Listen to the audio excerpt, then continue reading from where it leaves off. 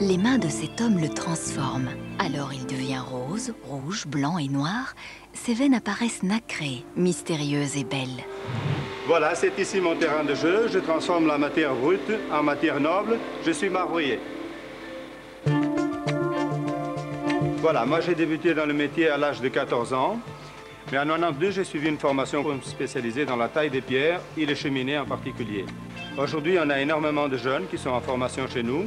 Ils vont 2 jours à l'école, ils travaillent 3 jours, donc ils apprennent le théorique, ils apprennent le manuel sur le tas, c'est-à-dire qu'on peut faire vraiment de très bons ouvriers. Le travail des marbriers consiste à aller un petit peu partout dans le monde, dans les carrières, choisir les blocs en fonction de leur beauté naturelle, où ils sont découpés en tranches. Ils arrivent chez nous comme ceci. Là, on les choisit donc en fonction de sa beauté. Celle-ci, par exemple, deviendra une belle cheminée Louis XVI. C'est un métier salissant. On se salit un peu, naturellement. Il y a beaucoup de poussière, lourd, donc il faut utiliser plus sa tête que ses muscles. Si jamais on laisse tomber un morceau sur les pieds, ça fait toujours chanter un peu. Mais on a énormément de compensation. On est indépendant.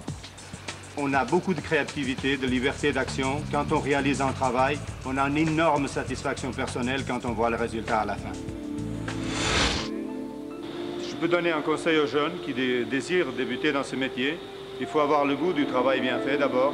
C'est très important de faire une formation correctement. On ne peut pas s'inventer marbrier du jour au lendemain. C'est un métier où on peut avoir énormément de satisfaction, du travail bien fait. Mais pour faire ce métier, il faut avoir la flamme. Mon métier, c'est ma vie.